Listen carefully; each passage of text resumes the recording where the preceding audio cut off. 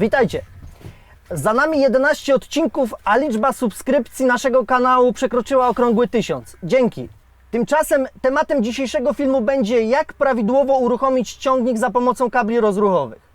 Zapraszam na C+E, jedziemy z tematem.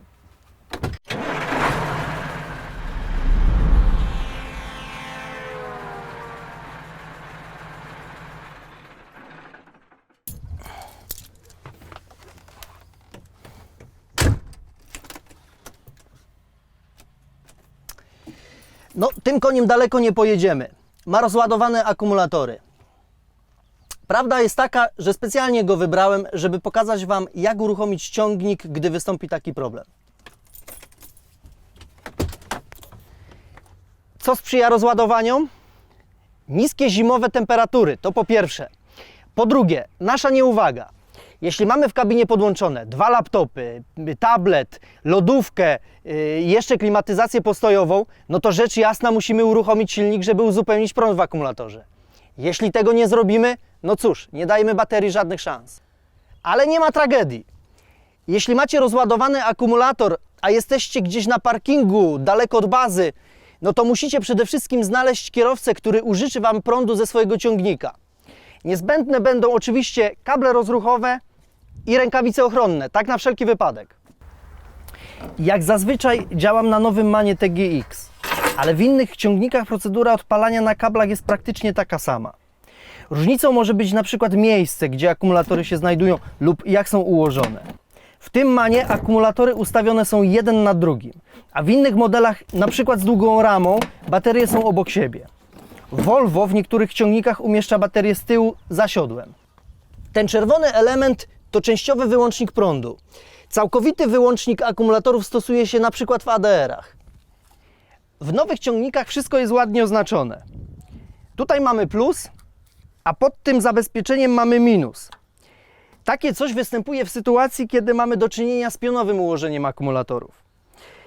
Plus identyfikuje się kolorem czerwonym, natomiast minus czarnym, tak jak w przypadku kabli. Co do jakości kabli, to jest zasada, że im dłuższe, tym większy powinien być ich przekrój poprzeczny. Te kable muszą być grube. Za cienki przewód będzie się grzał, a w rezultacie może się przepalić. Dodam jeszcze, że ważne jest zwrócenie uwagi na jakość klamer. One muszą być solidne i dobrze trzymać. Podłączamy po jednym kablu. Najpierw biegun dodatni.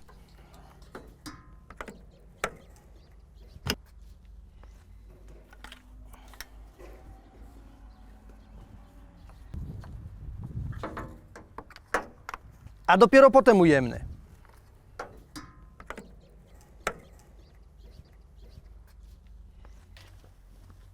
Dzięki temu minimalizujemy ryzyko wywołania przypadkowego zwarcia, które może nam uszkodzić sterownik albo popalić bezpieczniki. W tym ciągniku mamy specjalne miejsce na minus, ale można podpiąć go do elementów ramy, oczywiście nie polakierowanych. Nadeszła chwila, żeby uruchomić samochód, z którego bierzemy prąd.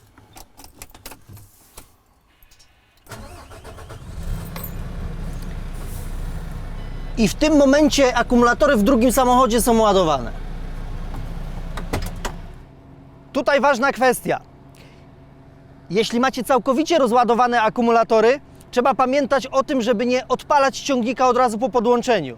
No trzeba je trochę podładować, tak minimum pół godziny.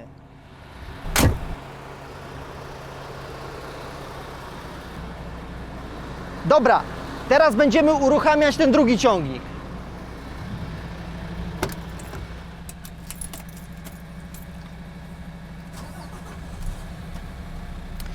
Ok, zaskoczył.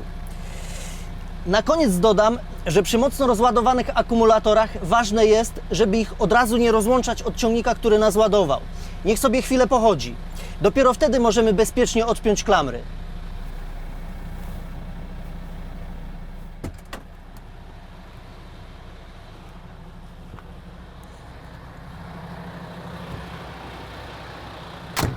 Dobra, rozłączamy przewody i składamy sprzęt.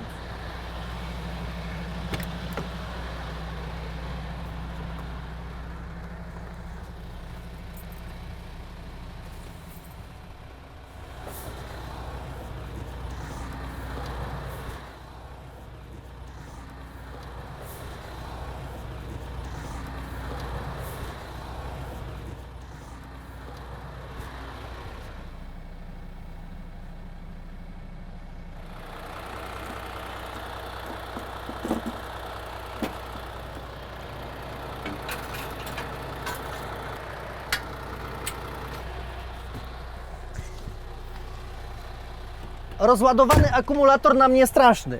Jak widzieliście, nie ma przy tym zbyt dużo pracy. Jeśli Wam się podobało, dajcie łapkę w górę. Jeśli chcecie więcej praktycznych filmów, zasubskrybujcie mój kanał. Życzę szerokości z C+E. Do zobaczenia.